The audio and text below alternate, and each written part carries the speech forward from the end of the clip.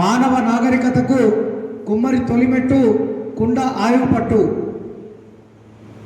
పుట్టుక దగ్గర నుంచి మొదలు పెడితే చావులో చివరి క్షణంలో కూడా ఉపయోగపడేటువంటి కులాలలో ప్రప్రథమంగా గుర్తుపెట్టుకునేటువంటి కులం ఏదైనా ఉందంటే అది మన కుమ్మర కులం.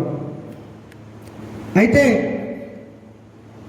మొల్లమాంబ గారు ఎన్ని అవమానాలు ఎదుర్కొనైనా సరే ఈ సరళమైనటువంటి సాహిత్యాన్ని, కవిత్వాన్ని తను అందించాలి అనేటువంటి ఉద్దేశంతో సమాజంలో మొల్ల రామాయణంగా పేరుగాంచినటువంటి ఆ తెలుగు రామాయణం మనకు అందుబాటులోకి వచ్చినటువంటి విషయంని మనం తెలుసుకోవాలి. అష్టదిగ్గజ కవులలో వికట కవి లాంటి వారికి కూడా తన నేర్పుతో, తన ఓర్పుతో, తన కవితా చాతుర్యంతో సమాధానం చెప్పి ధీటుగా నిలబడినటువంటి దీశాలి అయినటువంటి వ్యక్తి మన ముల్లమాంబ గారు.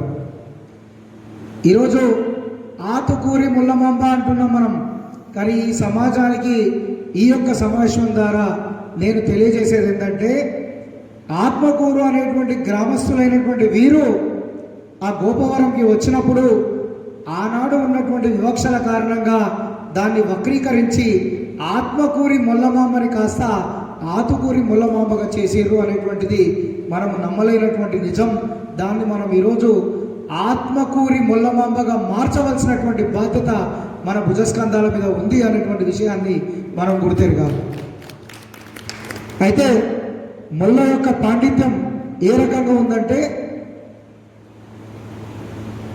హనుమంతుల వారు సముద్రాన్ని దాటాలి అనేటువంటి ప్రయత్నం చేసేటువంటి నేపథ్యంలో మరి హనుమంతుల వారు తన శక్తిని తను మర్చిపోయినటువంటి నేపథ్యంలో తన శక్తిని అందరూ కలిసి గుర్తు చేసినప్పుడు ఈ మొల్లమాంబ గారు ఆ యొక్క సందర్భాన్ని ఏ రకంగా తన కవిత్వం ద్వారా వినిపించారు అనేటువంటి, రాశారు అనేటువంటి విషయాన్ని మనం గమనిస్తే,